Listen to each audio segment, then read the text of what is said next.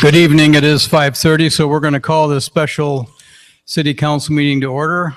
I'd encourage you to turn your cell phones to silent or vibrate. And then please let's all stand and do the Pledge of Allegiance. I pledge allegiance to the flag of the United States of America and to the republic for which it stands, one nation, under God, indivisible, with liberty and justice for all.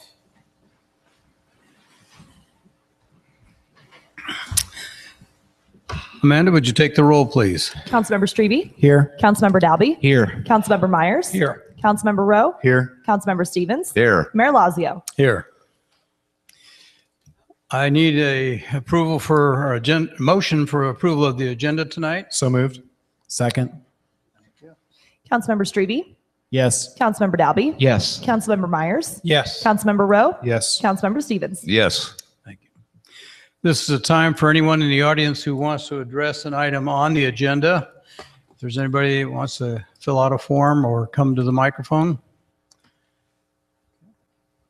Seeing none, we'll move on to the items on the agenda. Water Pollution Control Facility Airport Main Pump Station Controls Upgrade. Recommendation, approve the proposal from Jetco Incorporated of Altoona, Iowa for the quoted price of $12,700. Move the recommendation as presented. Second. Good evening, Cam. You have the floor. Thank you, Mayor, Council. This upgrade is essential for the water pollution control to keep this pump station operational. This will replace the existing obsolete SLC, PLC, and DTAM operator interface, which were originally installed in June of '94. This is not my world, so I have to look up what some of those mean also. SLC is synchronous link control. PLC is a programmable logic controller. DTAM is a data table access module. So anyway, all of these together, these will be replaced with an Allen Bradley MicroLogix 1400 PLC with Ethernet communications, new input and output modules, 24-volt DC power supply, and panel view +7 color touchscreen operator interface. 2 requests for proposal were sent out and 2 proposals were submitted. With this being the lowest cost, this project was budgeted at $25,000. Are there any questions for Cam? Okay, seeing none, take the roll. Councilmember Strebe? Yes. Councilmember Dalby? Yes. Councilmember Myers? Yes. Councilmember Rowe? Yes. Councilmember Stevens? Yes. Thank you. Thank you, Cam. Resolution number 148, 2017, setting the date for a public hearing on the intent to dispose of city-owned property located at 211 North Green. Recommendation, pass and adopt resolution number 148, 2017. Move the recommendation as presented. Second. Good evening, Jody. You have the floor. Thank you, Mayor and Council. The city has tried to, tried to sell this house 2 times, and we received no bids. I spoke with the county supervisors, and they have agreed to reduce the taxes on this property. There's a lot of back taxes, and that was one of the impediments to anyone giving us a bid. And with that, Mark Jansen offered the city $500 for the house. He intends to rehab it into a duplex, and it's located in the C3 zoning district.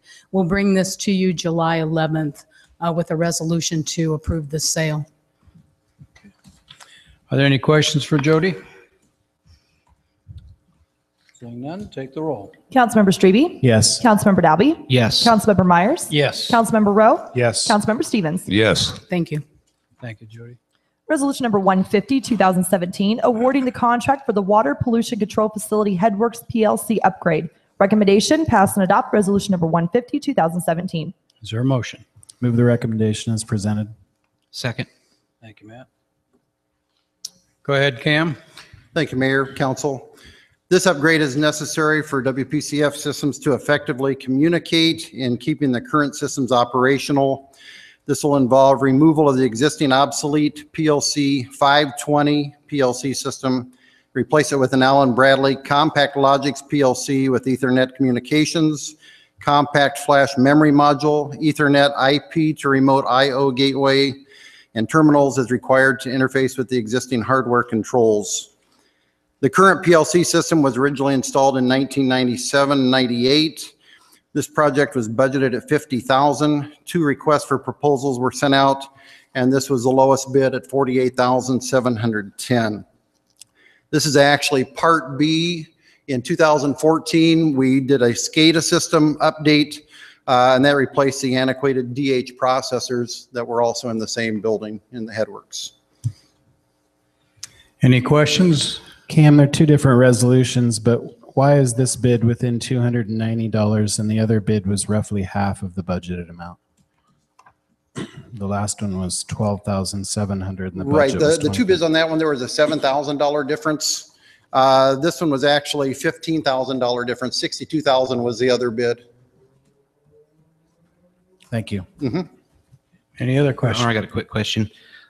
Cam, down here at the bottom of the page, this is checked as a budgeted item, but it says budget amendment needed. Yes, this is a carryover item. It will not be completed in this fiscal year, which ends next week.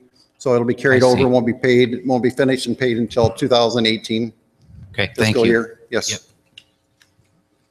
Good questions. Any other questions or comments? Okay. Ready to vote? Take the roll. Councilmember Strebe? Yes. Councilmember Dowdy? Yes. Councilmember Myers? Yes. Councilmember Rowe? Yes. Councilmember Stevens? Yes. Thank you. Thank you, Cam. Resolution number 151, 2017, approving the contract, bond, and certificate of insurance for the Asphalt Street Repair Program 2017. Recommendation, pass and adopt resolution number 151, 2017. Move the recommendation as presented. Second.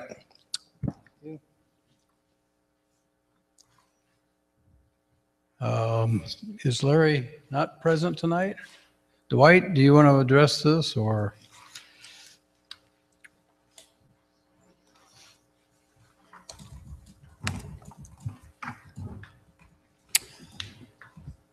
These are the required bonds and certificate of insurance and signed contract with Norris Asphalt Paving Company, LLC of Ottumwa, Iowa for the above referenced project and are now on file with the city clerk. This project was awarded at the June 6, 2017 City Council meeting in the amount of $1,058,141.20.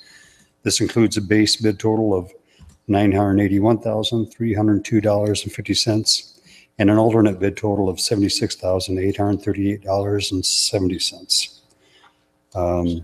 The engineer's estimate is $719,000, and you see all the funding sources on your papers that were included in your packet. Mr. Mayor? Just one question on this. I believe this goes back to a memo that was distributed to the council a couple of weeks ago.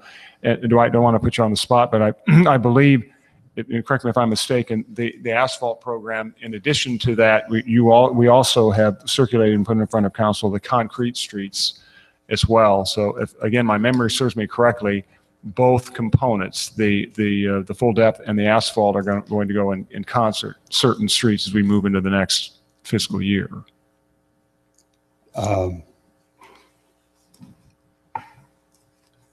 Yes, the expanded street repair program does include both PCC and asphalt. So this is the asphalt portion of it. And there's a couple of streets, I believe, that were approved that were going to be full depth reconstruction. I couldn't tell you what they are, but back when it was approved. Sure, and Mr. Mayor, we can recirculate that memo to council again if you wish to see it. Obviously, the decision tonight is for council to make assertions regarding the certificate of insurance. But again, we can recirculate that memo again if council so desires. Thank you. Okay. Any further questions? Yeah, Your Honor, I got one quick question. And again, sorry to put you on the spot here, Dwight, but just real quick, we got a bid amount higher than, again, the engineer's estimate. I know that happens occasionally. On this project, could you just kind of tell us the reason for that on this specific project? Well, a lot of it is, this is based on a unit price, and the units that are included, that are tabulated, are far in excess of what the estimate is. The estimated amount is what we anticipate would be a closer amount of what the actual work that will be done. I see. Thank you. Mr. Mayor, I don't want to interrupt again, but I believe this goes back to a staff meeting we had where Larry indicated that he had additional money in street maintenance in the road use tax fund, and that would be used to, as Dwight pointed out, help supplement that amount. Okay. Any other questions or comments? Thank you, Dwight. Let's take the roll. Councilmember Strebe? Yes. Councilmember Dalby? Yes. Councilmember Myers? Yes. Councilmember Rowe? Yes. Councilmember Stevens? Yes.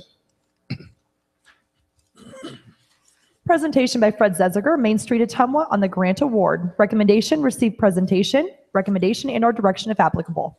This time I'd like to call Fred Zessinger up to the microphone and give the council some information about this project.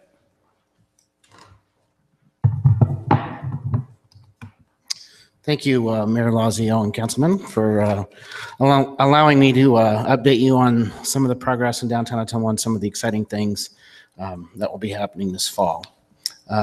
Before I get into the grant award, I just wanted to give you a little update and share. Back in April at the annual Main Street Iowa Awards ceremony, Ottumwa was recognized for reaching a major benchmark of $10 million of private investment in 2016. Actually, in 2016, we surpassed that mile marker and recorded over $12 million of private investment in the Main Street district. And of course, that's been since 2006. But just a couple years ago in 2014, we'd reached that $5 million benchmark. So quite a big step from 2014 to 2016. I think a big part of that is kind of the partnerships that we formed, not only with the city, but the property owners downtown and other funding partners. So, but again, that is just private investment in downtown, not including any of the grant dollars that have been invested in downtown. And if I'm doing my recording right, that's been about another $10 million of investment in downtown over the last 5 or 6 years. So I think that shows a lot that's been going on downtown. We've also recorded 31,000 hours of volunteer time given to our program, making downtown a better place for all of us. And I handed out before the meeting to everybody, those are the annual numbers for all the Main Street communities around the state. There's 53 communities. And then the Ottumwa numbers that are highlighted are actually our current numbers as of May 31st. So they keep going up, and that's great. And then, as I was able to announce last week, Main Street Ottumwa was a recipient of a National Endowment of the Arts grant recently. But allow me to kind of go back and talk about how that all started. And I'll say that with the National Endowment of the Arts, they handed out 89 of those out of 274 applications from around the country. So it is actually a great honor to be in that group. So about a year ago, Michael Weigler, state coordinator for Main Street Iowa, called me to see if Ottumwa would be interested in hosting the 2017 Fall Main Street Iowa Workshop. He had said that he, along with other staff at Iowa Economic Development Authority, have been discussing the topics of placemaking for a theme for that workshop to take place this fall. He and several of other folks there at IEDA had been discussing the great work and, more importantly, the great partnerships that were going on here in Ottumwa, referring to, that we finished one facade grant program, CDBG. We'd received the funding award for the second one. We'd finished we're working on 22 upper story apartments at the time. And I can say today that all 22 of those units that were finished in December are now rented in full. And then also, looking at other partners in town, not only the city, but the Legacy Foundation and the plans that they had developed through several community meetings for future projects. Main Street Iowa has mandatory quarterly workshops that directors and volunteers must attend to be certified. So when Michael brought that up to me, I was immediately excited about having, my cohorts from around the state and come see the great projects and great progress that Ottumwa had made in its downtown. So the first thing I did was set up an initial meeting with Mayor Lazio, the Legacy Foundation, and members from IEDA to discuss this project and how it would be funded. IEDA said they would like to help bring Jason Roberts to Ottumwa. Jason Roberts is a nationally known speaker and placemaking professional, and they were wanting him to do a train the trainer workshop with the Main Street Iowa other community directors and programs, but also other partners from other departments in the state. And how to fund that, they'd offered to help me apply for an NEA grant, as well as IEDA would help participate in matching dollars for that grant and help find other funders and partners for that.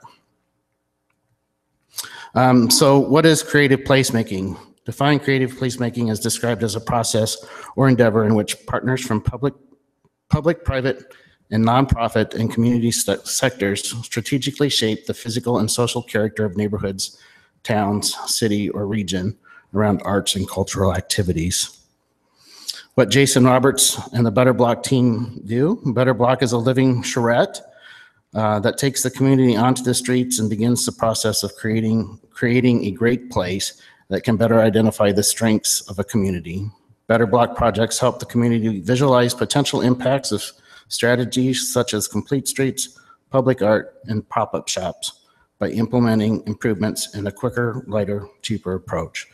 So while we have all these plans in place, this project hopefully will get people involved and actually be able to see something when it's done, even though it will be a temporary thing. It'll kind of build momentum and excitement and hopefully have some permanence come out of that project this fall. This project's timing is perfect for Ottumwa to leverage the greatest placemaking impact for upcoming downtown investments. We have plans for streetscaping projects. We have plans for business recruitment and pop-up shops. We also have the great theaters downtown that are just waiting for something to happen in those spaces as well that we hope that this project will be able to help spur. Main Street Ottumwa's Better Block placemaking project participating partners from the state level are IEDA and Main Street Iowa, the Iowa Arts Council, Iowa Department of Public Health, Iowa Department of Transportation, Iowa Healthiest State Initiative, Ottumwa Regional Legacy Foundation, and Rural Policy Research Institute. As of today, we have received funding for this project through these funding partners. We've received the National Endowment for the Arts grant, IEDA, Main Street Iowa, Main Street Ottumwa, Ottumwa Regional Legacy Foundation, National Association of Realtors, Southeast Iowa Regional Board of Realtors, Business Leadership Network, University of Iowa School of Public Health, People's State Bank, and Community First Credit Union have all are participating financially in this project. We asked the City of Ottumwa to join these contributing partners in our Better Block placemaking project for downtown Ottumwa. The local cooperation between Main Street Ottumwa, the City of Ottumwa, the Ottumwa Regional Legacy Foundation, area businesses, and our dedicated volunteer base was a significant factor in Ottumwa being chosen by Main Street Iowa and the Iowa Economic Development Authority to host this placemaking demonstration project. Our Better Block placemaking workshop will draw over 100 Main Street Public Health and Community Development and Arts professionals to Ottumwa from around the state in mid-October. Main Street Ottumwa is asking that the City of Ottumwa invest $7,500 to ensure funding will be in place to put our Better Block placemaking project over the top in results for Ottumwa's project. I'll open that up to questions. Okay, are there questions or comments? Runner, I got a question. Sure. Fred, if we were to invest in this or be a partner in a local match with you, at $7,500, could you kind of give us a description of what that money might be used for at this point? Some of the funding that I've already acquired is going towards having the streetlight poles that are downtown repainted.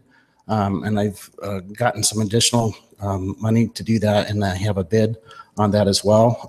So part of it would go towards that. The other part is just making sure that we have all the funding. It is a matching grant. And while I'm very close, I'm still a couple dollars short on that, but very close. But also I think it just shows these other funding partners in the state that the city is partnering with us. And while there's no cap on how much we can spend on this project, we have to pay the speaker and such, and then the rest of it will go toward making things more permanent in this project. One more quick question. What are we talking about with total dollars with the grant included? Probably about $110,000. $110,000. Mm-hmm. And this is the last ask that I have, so Okay. the rest of it has been gathered. I have a question, Your Honor. Okay, Councilman Stevens, and then we'll go over to Myers. You talked about painting the street lights. I thought a few years back there was talk of changing those older lights, the big tall green ones, to match the black decorative lights. And this is just for the black, kind of historic lights downtown. There's 38 of them. And I don't know if you've ever noticed, but the ones in the park out here are a little, or I guess up there, are a little bit older. And those were repainted a few years ago. But the ones that are the 38 poles that are on 3rd Street, Court Street, Market Street, and Main Street have faded quite badly. They're almost a gray and sometimes white color compared to the shiny black that's out here in the park. So Okay. I'd like to get those kind of cleaned up before I Thank we you. have all these people downtown. Councilman Myers? Yes, Fred, of the entities that you mentioned that are involved, the city does help fund Main Street initially, right? Yes, And so we would be in addition to that. And this I was would be kinda- in addition to that for this particular project, yes. Yes, yeah. And I was kind of curious then, was there a formula that you came up with the 7,500? If we said 5, I'm just curious, did you establish a formula for us to come up with 7,500 or? I guess part of it was in the, what I have left to collect for the painting of the poles. Yeah. And then what I have left to collect for the actual workshop itself. What you need, okay, thank you. Mhm. Mark? I guess my question is more towards Mr. J than to Fred. Do we have the available funding for this type of give?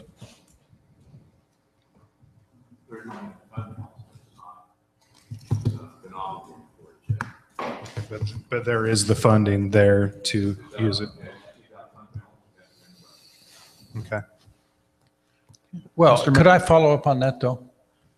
Bob, don't we have some interest money that we hadn't counted on that?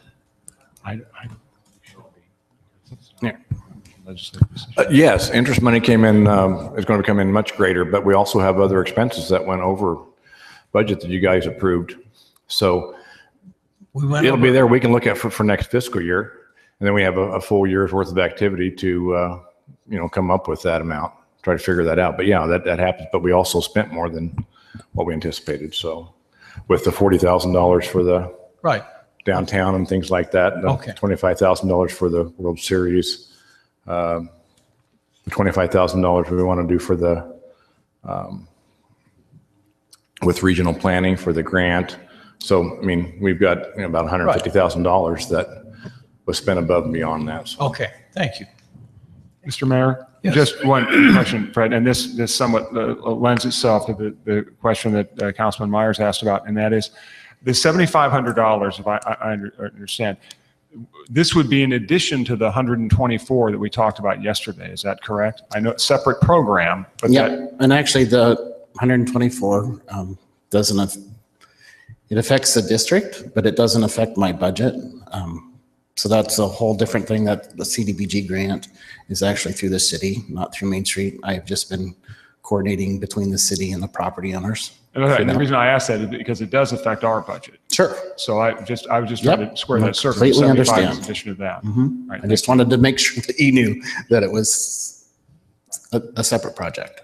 Councilman Strebe? Well, I just want to make sure that, these are good questions, but it occurs to me that we're receiving a presentation for consideration and further discussion, and that we're not voting on that amount tonight, are we?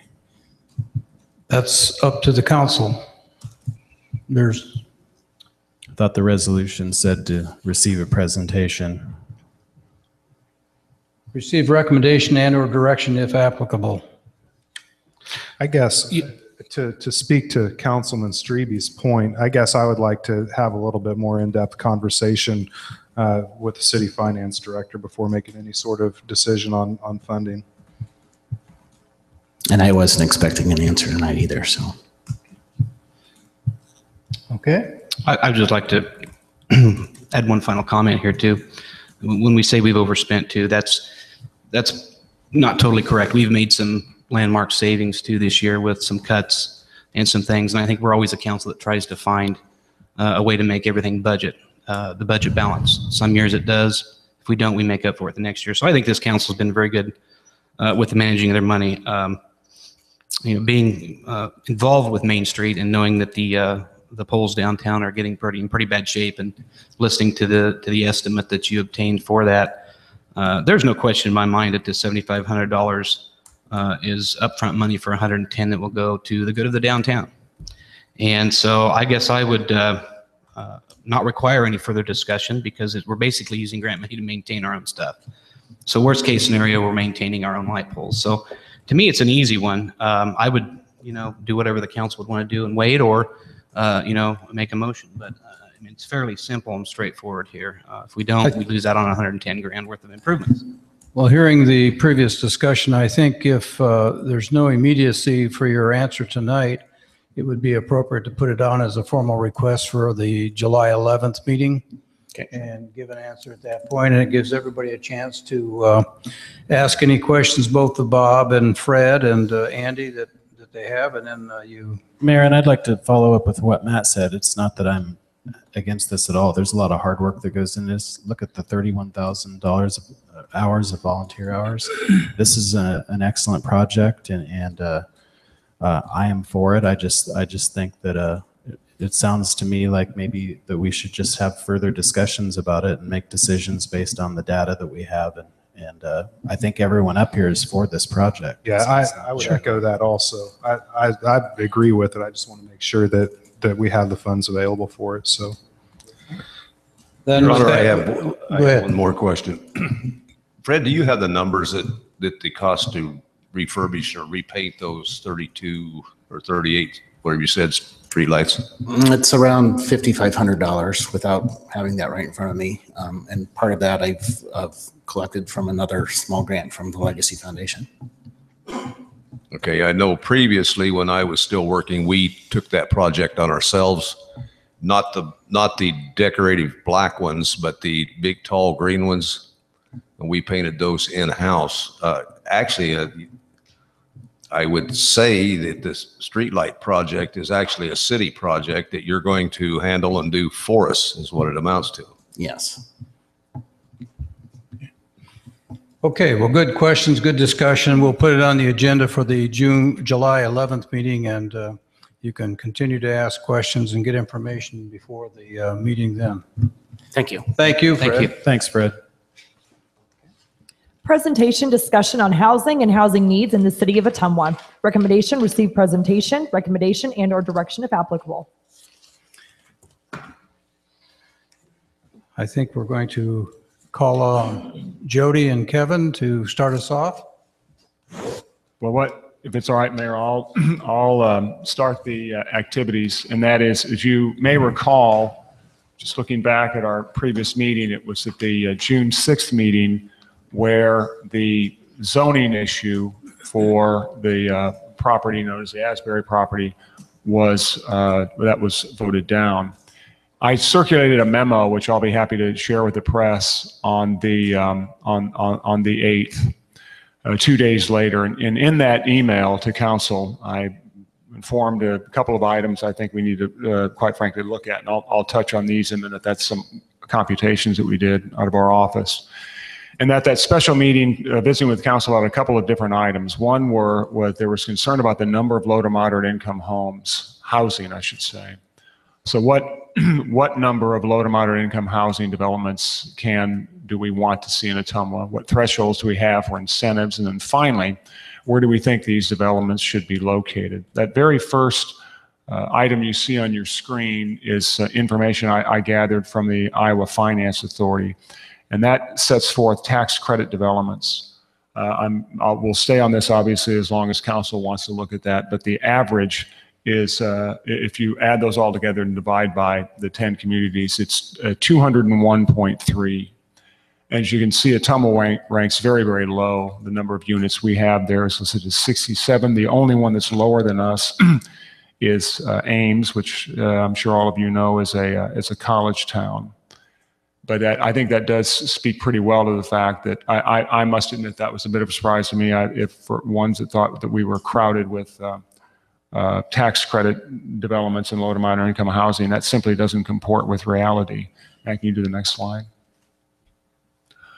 This next slide is just something the finance department put together, which adds a little perspective. You can see Ottumwa at the second to the far left in terms of the number of units we have, and I think that's something worth noting. That's also in your packets. If you have any questions about that, you can certainly entertain them now or when we're done with the slideshow. Thank you. Go to the next one.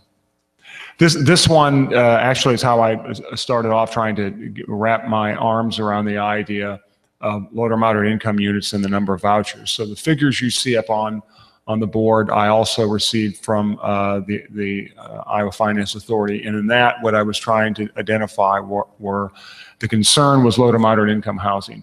The units you see listed up on the screen, though, those are phone calls that I was making to housing authorities in the state. Unfortunately, there are some gaps there. Ames never did get back with us. But unfortunately, we're not able to put all of those together, but those were personal calls that I made. I think the number, and we'll get to this, I'm sure council will in a moment, certainly the number of vouchers that you can see that are out there, again, Ottumwa stands at 237, which is certainly lower than at least 3 of the other entities on there. Go to the next one. This is, I believe, I'm trying to read, is this Asbury? This is the Asbury development. What I'd like to do is, first of all, it seems to me, Mayor, if it's all right with council, if council has any questions or comments about those statistics we put up, we certainly should tackle those. But I think it's fair to say from a staff level, unless instructed differently, we want to spend the lion's share of our time this evening talking about the Asbury project. And also the numbers that support the project. And staff is not asking for, obviously, no legislative decisions be made tonight. That's not something we are pursuing. In fact, I'll let Ms. Keith talk about this here in a little bit, but we really think it would be better in the sake of transparency, instead of going back and just addressing the zoning issue, to go back and start from scratch as to why we're putting this project in front of you and we're asking to reconsider. I will say, not that I'm a determining factor, I've changed my opinion on this, the idea of the Asbury project, and I shifted it in large measure because of the IFA information, where you have an average that, again, exceeds 200. And we're at 67. I don't believe that we're, quite frankly, crowded with LMI units, and that's part of the conversation we can have going forward. So, Mayor, if it's all right with you at this point, I would like to turn the conversation over to Jody, and then she can delegate as she sees appropriate. Okay. Go ahead, Jody.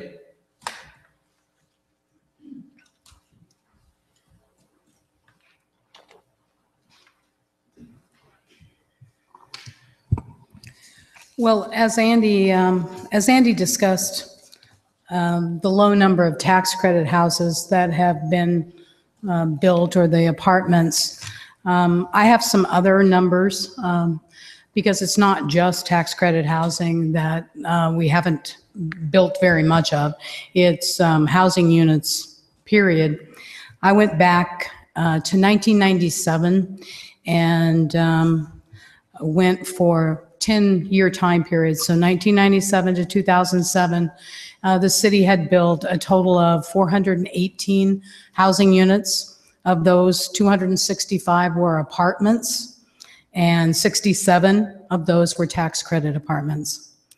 In 2008 to 2018, and my data actually only goes to the end of 2016. We haven't computed 2017 data yet. We have built a total of 116 housing units. 48 of those are apartments. 4 are not actually tax credit apartments. They were a result of the NSP program that Dave Schaefer had at that time. And but they are subsidized housing projects that the Housing Authority now has control of. So you can see for the last few years, since 2008, we've had an abnormally low number of houses that were built and apartments that were built in Ottumwa. And I think we still see the need. We talk about it quite frequently.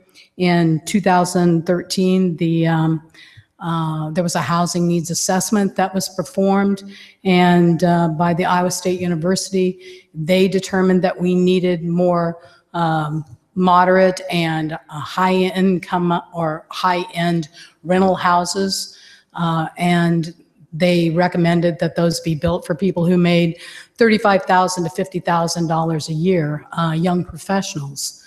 Well, even in 2013, $35,000 a year didn't really put you very much above 80% of the median household income. And certainly in 2017, 80% median income means that you make about $35,800. So, you know, you could see where many of the people that we have working in Ottumwa would be able to utilize some of our tax credit housing as well as other housing. Certainly the need was there for market rate housing. It was identified.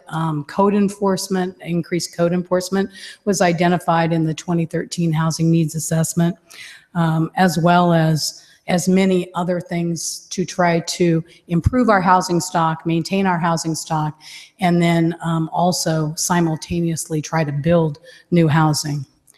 And I think I'd like to have Kevin go through the financial information and kind of walk the council through the spreadsheet for the Asbury Apartments to show what a tax rebatement for that project would look like.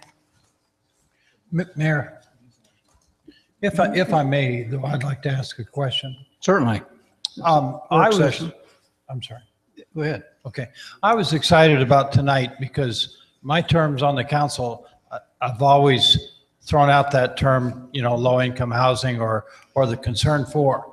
And so before we go to Asbury, major question I have still, if you combine the project's tax credit and or vouchers and what that does to the community of Ottumwa and the needs that people have that necessarily aren't even part of the workforce. So Jody, what I was looking at is where are we percentagely with those types of numbers as opposed to, I heard again today that we still lose housing to John Deere people and some others who we don't have what I call workforce or better housing even available. So what I was kind of looking for is, and maybe I'm out of line here with the rest of the council, but I was looking for some direction of where are we with, yeah, we do a fantastic job with low to moderate income people who may not even be part of the workforce, as opposed to what are we doing to develop housing for working people. Mr. Mayor, can I speak to that very briefly? And then I'd like to have Jody chime in on this. And Councilman Myers raises a good point. As it relates to the low to moderate income units, as you indicated, in the workforce housing, those are tax credit programs. So the city can, to some extent, they can incentivize those, as the mayor and I have in talking with the developer of the Asbury project.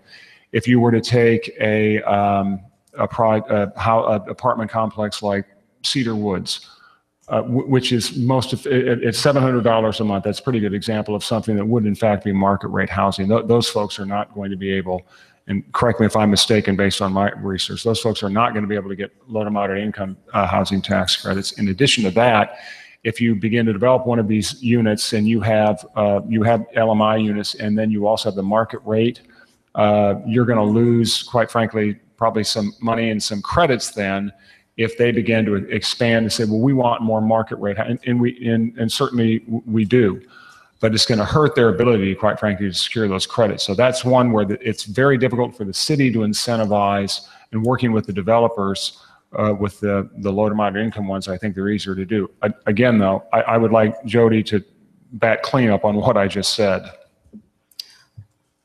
Well, I think sometimes we get a little, I don't know, we get a little hung up on labels, and When we talk about low to moderate income housing and tax credit housing and workforce housing, I mean, it's all subsidized housing in some way, shape, or form. And I don't know that we are doing very well at getting that built in Ottumwa. I mean, the numbers that I just gave you indicate that we haven't had very much of anything built in Ottumwa, whether it's a single family house or an apartment building that was subsidized with some sort of government tax credit or funds. I mean, we have had a few market rate apartments built, but we're still not overflowing with those because people are still finding it difficult in every level and every socioeconomic level. They are finding it difficult to get housing that they either want, that suits them, that's of the quality that they need or that they can afford. And I think that we need all sorts of housing in Ottumwa. We aren't overflowing with any of it. And the two projects that came to you, they're both tax credit programs. And one was a developer, the Landover folks that are going into 4th Street, the old Washington Junior High. That was a developer that had been talking to the city, talking to the planning department for over a year, just kind of, testing the waters and seeing if there was any interest on the part of the city to incentivize, to give them a rebatement so that their application would actually be funded. And when you did, you were receptive to them. We had a local developer, Mr. Danaher, who kind of heard about that and said, hey, I think maybe this is a community that I could work in. And so he came to us looking for property. And that's what happens. I mean, the staff is not going out and searching for any of these tax credit projects. People are coming to us and talking to us about whether we have any city-owned property that maybe we'd be interested in selling or could be utilized for some sort of affordable housing. And I'm speaking of affordable housing because those are the folks that have come to us recently and talked to us about projects. I know Kevin has been in conversation with others, but those are the folks that have contacted my department. So, but if I may respond to that, and then I'll be quiet. But the thing is, and I do appreciate both of those persons or entities coming and offering, but they're doing that partly as a business venture because they can get tax credits. And I guess I could answer my own question with, but my concern about us developing market rate housing is apparently for developers, there's no money in it. So we can help with tax credits.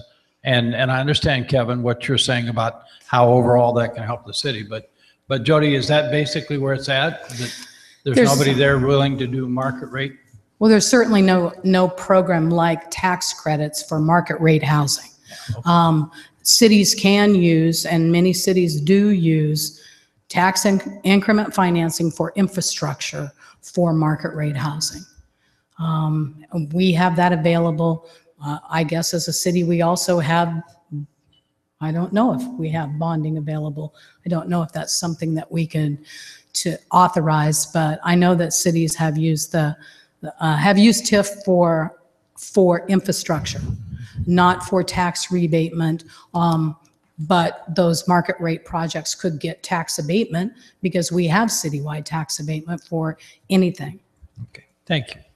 Mark?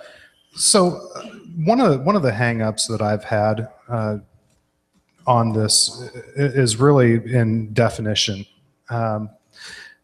I've talked to the city administrator, I've talked to a couple different council members, and the definition of LMI, the definition of market rate, the definition of voucher housing seems to switch depending on what person you're talking to. So is there any way that we can get like a solid definition of what each of those means? Because from hearing one person talk, market rate would mean, the people that the young physicians that are moving to town. To another person, it would mean your $700 a month working class individual.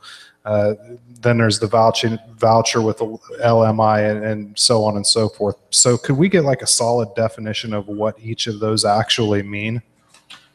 Yes, you can. Awesome. And I cannot provide it this evening, but I can certainly pull all the information together. There's the HUD definitions of what 80%, 50%, 30% of the median income is, and what income goes along with that. And I'm sure that we can get the information about who qualifies for vouchers. All of that information is available, and we'll put it together for you. Thank you. You're welcome. Mayor, Yes. I think Jody said it well when she said we need all types of housing. You know, we're not Clive, we're not on the upper echelon. We're a very diverse city. Ethnically, we're as diverse as cities that are much larger than us. We live in a county that is in a depressed economy. You know, let's face it, we need to have housing for all different types of incomes and all different types of people with different types of jobs. One of the things that I've thought of since our last meeting is the fact that Councilman Stevens and I think everybody up here would like to see you know, the city's image improve based on some of the landlords that we have here now not keeping up their homes and properties. So one of the things that this might open up if we have new units and we start to maybe adopt and enforce the International Property Maintenance Code so that it's more difficult for people who own houses to rent out 3 or 4 apartments in their house and not have to keep them up and not be willing to take pride in the houses they have and still be getting income. That would be giving the people that live in those houses that we'd like to see improved new housing at probably about the same rate. And it would put the pressure on the landlords who aren't living up to those standards that we'd like to see improved in our city. You know, they would be losing people that would be renting their places. So I would like to see stricter codes for the landlords that we have and for the houses. I'd like to see those enforced. And if there's a need, as it looks like there are some numbers to suggest that for new units, then it's that balance that we're sort of looking for to open up the conversation.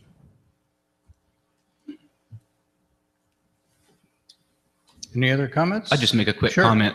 You know, obviously I voted against this development.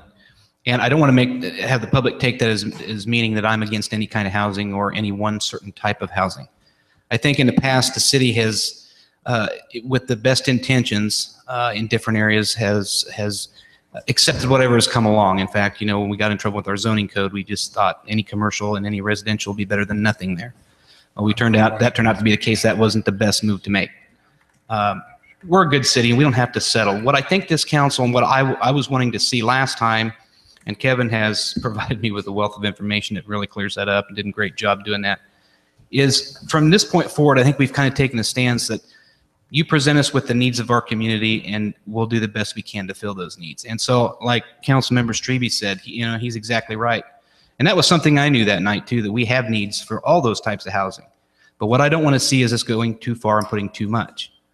And after talking with Kevin and going over the numbers and the finances and, you know, the housing report that you stated, you know, in 2013, I was very big on.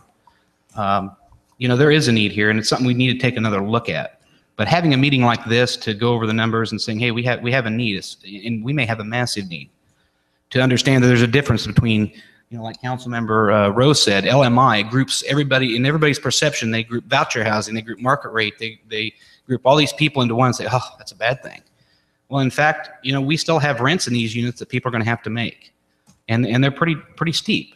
And so, you know, we have government low-income housing and we have LMI. It could mean market rate. So having this meeting is great for us to understand, differentiate between what we're talking about. And I think from what we've seen so far in talking with you and Kevin, we have a need, and I'm glad we're looking at this again. So thank you.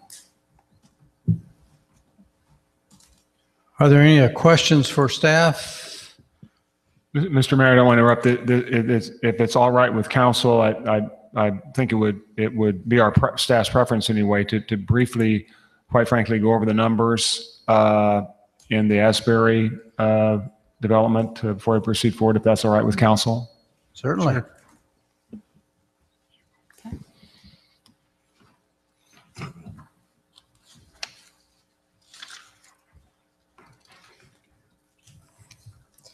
It's good to be here with everybody.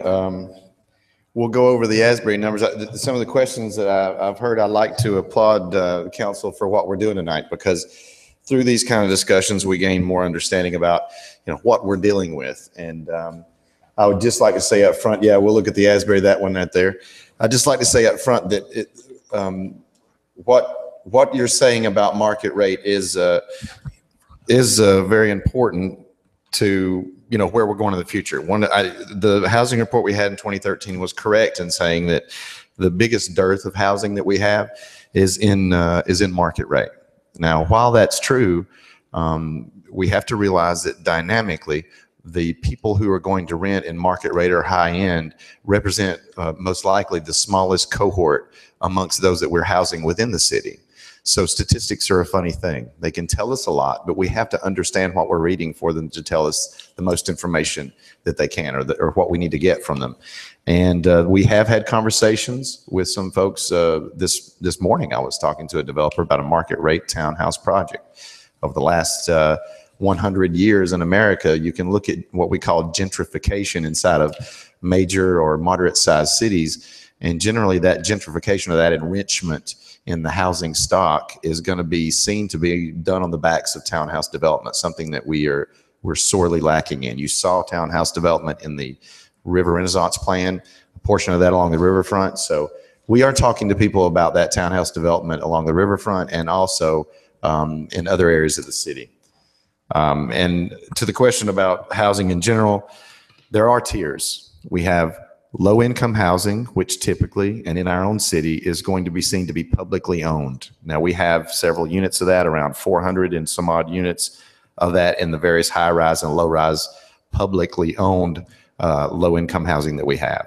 And then there is this low to moderate income housing that you see the tax credits programs subsidize, either through IFA with the LMI quote, tax credit program, and through IEDA with the workforce housing tax credit program. Now, both these programs are dealing with the same cohort of individuals, same group of people. They're both LMI programs. IEDA, though, calls it a workforce housing program because, of course, they're dealing with workforce issues. But these are the same genre of housing. The next level of housing we go to, of course, is market rate, which you will see executive professionals, teachers, and others that are a little higher up in the income earning rung or level that we see in the city, young professionals and otherwise, mid-level managers. So we understand that there are these different levels of housing we need to work on. When we consider what we do with TIF, though, just as in a general manner, and we can see this reflected in the numbers we're about to look at, but there's two different ways that cities incentivize with TIF development, because that's what we're really talking about here. One of them is on the front end of projects, working with developer to take involvement in development of a project. Mostly this is done with market rate housing. And for instance, there's a piece of property and city goes in. Imagine that piece of property is represented by this desk. This desk right now, we'll say, assesses at $1 million, right? This is the development. City wants to develop that housing development. Now we do. Now this property assesses at $11 million. The literal tax increment increase is the $10 million that this housing development represented. So we capture that value, that $10 million. If you look up to the sheet or look in front of you as you have it down before you, you'll see that in the calculation formula, I don't have a pointer. That's something that will never happen again because we found out we don't have one tonight. But I'd like to point at it. But if you look at the first calculation formula, 4 million assessed value of building category there, right next to the year, to the right of the year, $4 million divided by 1,000 multiplied by 38.54,140. What is that number? $38.54 roughly represents the millage rates of all the entities in our community, the county, the city, and the school system. Those are the only public entities we have. We don't have a public hospital. So that millage rate is the millage rate that we can capture with TIF. We can take that dollar per thousand value and use it to do developments in two different ways, either through rebatement, as we call it, what we're looking at here now with Asbury, or actually, as Jody insinuated, participating in developing the public portions of private projects. Now, in that case, we would issue bonds, TIF bonds, and they would be paid for by collecting with that millage rate according to the value of the project and paying off the bond issuance yearly with those revenues. The county, the city, and the school systems combined levy. You'll notice it's not equal to the overall combined levy in actuality, because that levy is about $45, but we cannot collect levies that represent bonded indebtedness for these different institutions and the school physical plant and equipment levy. So you take the number out of the 45, you end up with 35.54 per thousand. What does that mean to us though, literally? What that means is that for every $1 million of increased increment, remember 10 million, for every increased $1 million increment, we can collect $38,000 a year roughly. We want to be conservative, don't we, though? So we wouldn't say 38, we'd say 35. Leave some money on the table. $35,000 a year per million. That means on this project of my desk represents $10 million means I can collect $380,000, $350,000 a year over a 10-year note. $3.5 million we could put into my desk development to make that development happen. And it would work, quote. But we're not talking about that tonight, are we? We're talking about a rebatement. So back to our sheet, the different columns, I'm going to talk about what those represent. If you go just to the right of the first column we just talked about, 4 million divided by 1,000 multiplied by our millage rate. If you go to the next column that says city share of capture revenue, at the top of that column you'll see $17.89 roughly there. If everyone sees that, what that is the silly, the city, it's not silly, it's very serious. It's the city's millage rate minus our debt levy. Our millage rate represented in that whole would be $21 and something next year and change. But you take the debt levy out and you've got $17.89. So that means that the city's capture of revenue on the $4 million of assessed value that represents the Asbury project, when Bob contacted the county told him that they would assess the Asbury project, which has $12 million investment within it. They would assess that at about 1/3 of the value. Now, that is a very hands-free estimate from the county because, of course, when you really get down to the nitty-gritty of these things, the county's going to take depictions of the project. They're going to take the layouts of the apartments. We all know that assessments are quite a scientific approach and endeavor, but they're just giving us broad estimates. So keep in mind when we look at these estimates, these are estimates of assessed value. The only real numbers up here that we know for a fact, of course, are our millage rates because we have those worked out in our future budget. But according to the $4 million assessment that we believe that Asbury is going to produce, the city's millage rate alone in the Asbury project, our $17 a thousand would represent $71,589 in collected money. That's only from the city's millage rate, keep in mind. If you move further to the right, the next column says other entities' remaining tax revenue, $82,576. You move to the next one, it says total TIF revenue available. Now what that represents, that $154,166, that is the overall capture from the $38 overall millage. The next column, taxes abated, is what we're going to owe the developer according to the agreement that we're making, if we make it. What does that agreement mean? The tax credits system says we have to be incentivizing the project or the developer has no chance of getting tax credits. The city must have skin in the game. And what that number is, the top portion of that number to those tax credits program is 4% of the overall value. Well, we know that there's $12 million here that's being invested, so that number is broadly estimated at $480,000 over a 10-year period.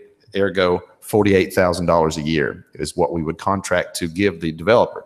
Now, in TIF terminology, what that's called legally by the state is an annual appropriation.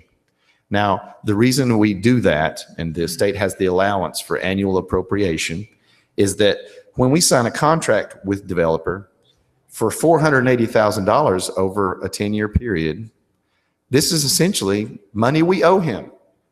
So instead of us having to put that on our debt capacity and count it as some of our quote debt, because we committed to owing it, much like we would a bond, Well, they'll let us not have to do that if we just say yearly we're going to annually appropriate the 48,000. So that's what that means. So this doesn't count off on our debt levy, but we know that we're annually going to take $48,000 out of that 154,000. And the last column, or second to last column, the balance of taxes to be received by the city, $23,589 we estimate is what is left for our use for our general fund after we've made the abatement to our developer. So this thing is cash flowing so well, and this is typical with rebatement type procedures. When you do rebatements, in most cases, you're leaving tons of TIF money on the table because we're not going to make a deal, obviously, with the developer where we would promise him more than that 4% unless we had to get the project done, because of course we'd be cutting our own throat. So in this situation, if you look at the columns, the city's collection would be $71,000 again, $71,589. We would be turning to other entities, $82,500, and we ourselves would be collecting for our general fund use $23,589, while we at the same time gave the $48,000 to our developer. So the project cash flows quite well. Again, very common with rebatement. We call it rebatement instead of abatement because tax abatement would be us only giving a portion of our taxes, like we not long ago passed urban revitalization. Remember, most recently, we expanded that to our entire city for industrial and commercial and housing. Something we should have done and basically is a base offering. TIF rebatement is essentially called a rebate because remember, the developer's paying us the $154,166 on Asbury right now, or he's paying all taxing entities, I should say, the $154,166. This is the entire taxes that this developer will pay on the property. Right now on Asbury, the entire taxes for a year are around $438. Why? Because it's a piece of, it's a yard. It's just a couple of acres of yard. And it's not very highly valued because it's not in commercial, capacity or anything like that. So not a lot of money being generated from that property. Suddenly it's going to go, it's going to have that's the base value of it. Where it's at right now, that would represent the taxation on the base. And obviously the assessment is going to be $4 million, and the taxation is going to go from that to 150, $4,166. So there's a tremendous amount of increased revenue here, a tremendous amount of increased increment. The same situation exists on our Washington project that we did most recently, because again, typically with abatement, rebatement policies where that entities are paying you and then you're rebating their portion of agreement back to them. That's pretty much always going to be the case. In cases where you're doing market rate development, which we hope to be proceeding with soon, it's a different matter altogether because yes, you're taking on debt, you're investing with developer, you're giving him the money to fill financing gaps on a project like Blackbird would have, and in return, he's doing the public portions of the project, the engineering, the roads, the sidewalk, the sewers, the water, the streetscape lights or other lights if you wish to have them. I've done them with streetscape lights. It makes it a little more expensive.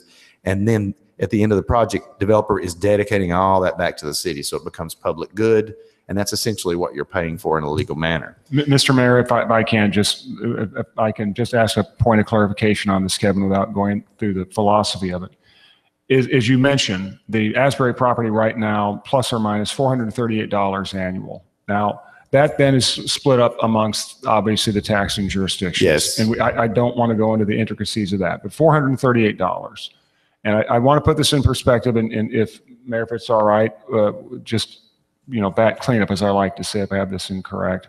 When you look at that very first column, the 71,589, all things being equal, the 71,589 represented by that millage of $17.90. That's when the project is built, when it's constructed. Now, I believe, I don't want to put anyone on the spot, but I believe Bob J. had the conversation with staff that I think for that first year, perhaps the second year, then you'll have to dip into another fund, quite frankly, to capitalize that at our expense. What that means is that basically... What? We'll loan that fund money. Yes. Now, let me finish. The next one you see, just if you look at abated taxes, and that's a property tax rebatement, that's $48,000. So when you you net that, you get the 23,589, which is quite frankly just pure money coming to the city. I was just looking at from the prospect of over that period of time, and I would like you to go ahead and confirm or augment this. But you start off with a $438 property tax bill that goes to 5 or 6 different taxing entities. The city's share is at 71,000. You've got the 48,000 you're abating, so you've still have 200 at the end. You've got $235,892 coming to the city. Once that is it fair to say then at the end of that 10-year, at what point does that drop off then? Does the abatement stop and then it's just gravy? Yeah, what Bob's referring to is essentially when you do these projects, you are a year behind, right? Because it isn't built the first year, so you have to sort of do an internal borrowing mechanism or some mechanism to make the first year payment, and that starts year 1. So at year 11, essentially, if you want to say it that way, you're dropping off and all the money is coming to all the entities, the 154,166 at that point. Usually you do that with an internal fund of some sort, either your general fund. If you have a housing tax fund, you could do it that way. Well, we'll never collect the 154,000. That gets out the other taxing entities. All we'll receive is from the county is what our share is. The 23,000, that's the balance. Remember, that's not just going to the general fund. That's going to be split between all the different levy sources that we have. But so we'll get we'll basically, they'll pay their property taxes that'll go into the county. We'll certify the debt for $48,000. And then on December 1st of, let's say if it's going to go in next year, we would get that certified that that agreement's going to be in there. And then the following, so we'd pay it, and the following year we'd get reimbursed for it. So that's how that works.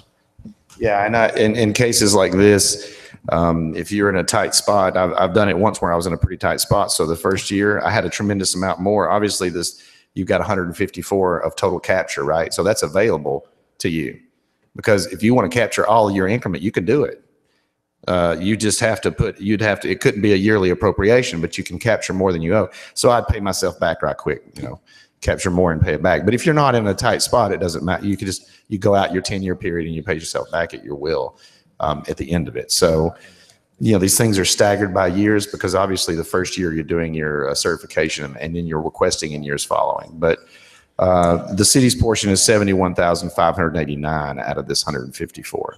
So during the term of this 10-year note, because you're leaving on the table of the city's millage, $23,005 a year, during the 10-year note, even while you're making your rebatement, the city will be bringing in $235,892, as you see that column, over that 10-year period. So this is one of those situations where it's great, because you're making your abatement, you're turning all the taxes to the other entities back to them because you don't need them, and you're also even paying yourself into your operating costs as a city. Not all the money that you're creating, but right. Mr. Mayor, just again, let me try this one more time for clarification's sake. Kevin, if again, looking at that column, the 750,890, this abatement and the property tax abatement, this ends then what, in 2027? This one to be a 10-year period. What is it, 2017? Next year, 2028. I'm sorry, yeah. what? It'll depend on when the project's done. Yeah. If the project's not completed for 5 years, then it'll be 10 years after that. In this case, okay. In this case, we don't know if we got tax credits yet. In the Washington case, the gentleman will start the project. We know we got the credits, so we can say this. He will start the project in late fall of 2017 here. He will complete the project next year. Then we will certify on it in 18-19, and it'd be 10 years from there. And the city, they would turn it back in 29, 20. It'll depend on when you guys do your budget, your amendment for the TIF district. Yeah. And it will go back to the previous year as far as the time was. And that answers my 28 or question. 9. I didn't think there was a magic time. I'm not trying to put words in anyone's mouth. Yeah. You're still gaining revenue, but obviously your gravy once you stop rebating the property taxes, but we don't know when that's definitively going to be, and that's fine. Academically, I wanted to explore that. Thank you. Yeah, that's true. That's a good one. Roughly in 28, 29. Mark? So just out of curiosity, whatever they're assessed at the beginning, is that what the tax assessment will be locked into for that 10 years, or will there be a chance for adjustment during the course of the 10 years? Yeah, and that's the reason you want to be conservative in your estimates and say instead of using that 38 when you do upfront things. But it's subject to assessment. The whims of the assessment world, right? If actions the state may take to do like they did with multifamily, right? They gave a little 18%, 82.5 rollback. In cases of rebatement, that really is not a worrying factor, obviously, because you're leaving so much revenue. You're not using so much of the revenue that you can. In cases where you are doing market rate development, upfront development, that's why you would estimate very conservatively on your margins, as we say in the business, because you want to account for things like that possibly happening. In this case, we're leaving so much money. In this case, the city's millage rate alone is producing 71,589, and our deal is only to abate 48,000. We're not even dipping into the other entities' tax millages at this point at all. I mean, our own gives us the extra $30,000, so it's a relatively advantageous situation. But yes, it's subject to the whims of that market, the taxing activities that the state may do or that may happen naturally. Thank you. Remember, this is estimated based off of, according to the assessor, the amount of non-assisted rent. So it could go up, it could go down, that's Yes. You'll be looking at that all the time. I'm sure that'll be on an annual or every other year. I don't know what. Yeah. This is as good a guess as we've got. Yeah, this is an estimate. This is estimated assessment, I should say. Our millage rates we know are real and true here. They represented their next year's millage rates, but next fiscal year. I would say these are pretty conservative estimates as they represent just 1/3 of the Kevin investment. and Bob, this might be muddying the water, but I know, again, at state meetings, there's been a lot of frustration from the counties and the cities. The levy currently for the general fund is what, 810? And it's been that way for how long, Bob? Forever. 1960s, I guess. That is something that the ISAC and the county and the cities are looking at this year to say, maybe it's time to have the legislature raise that, because it really has been a handicap. Yeah. We've had to use other levies to make up that difference. So that could be another confusing or another additional factor that I don't think it's going to happen personally, but nobody has a crystal ball when you get to the legislature. Yeah, I was on the legislative committee with the League of Cities for a couple of years, and we pick that bone every year. The 810 is a very strenuous thing to try to meet with most of the cities in the state, because it's that limit just kills you. You're not able to collect for your general activities in your general fund. It's tough. Right. Okay. Other questions? Joni, is there anything you want to add as a legal advice or your perspective? The only thing I was going to suggest, if you're interested in pursuing this project, I believe it should go back to planning and zoning. We would put a new ordinance number on it. They would have their next meeting. It's too late for July, but they would have their next meeting on August 7th.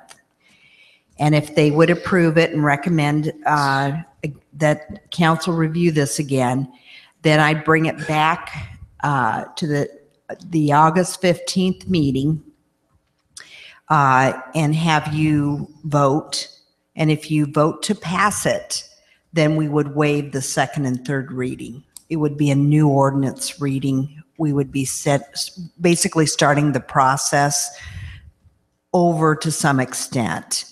I think too, to add to that, Joni, and Andy, you correct me if I misspeak here, but we did meet with Mr. Danaher, and he was willing to re-examine that project and maybe downsize a little bit, which could add to some benefit for the community. So I think it is maybe worth taking another look at and doing it as a fresh start.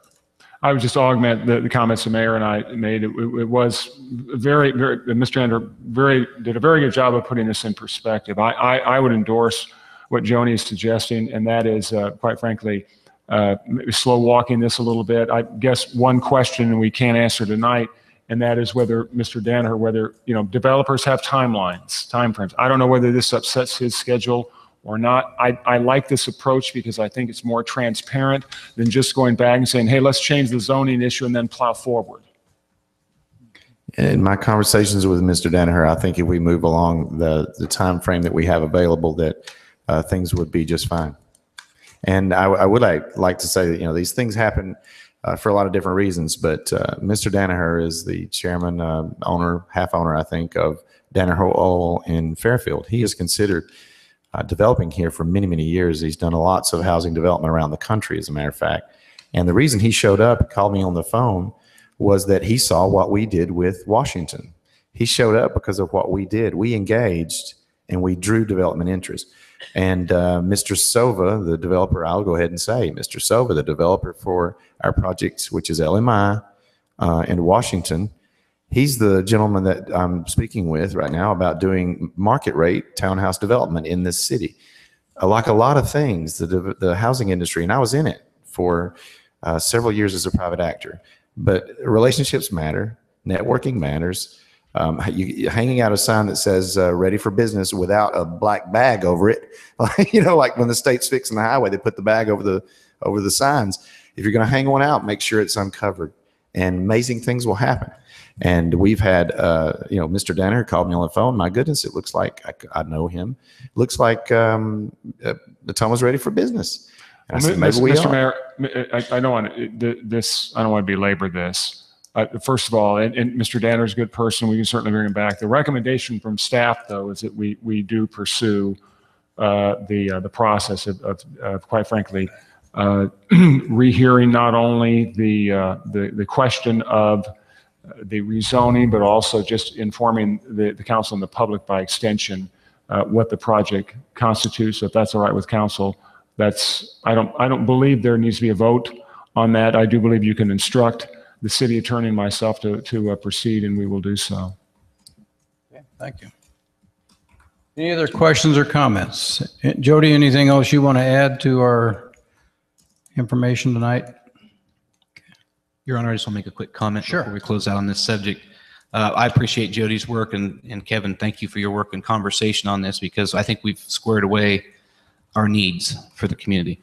Number two, careful in how we do these things and doing them responsibly. It sure looks like we can, everybody benefits. The folks who need homes, the city general fund, and it brings folks to Ottumwa. So I would be willing to take another look at this, and I sure appreciate you guys taking the time and the effort to go through all this with us council members who sometimes seem to be a little aloof.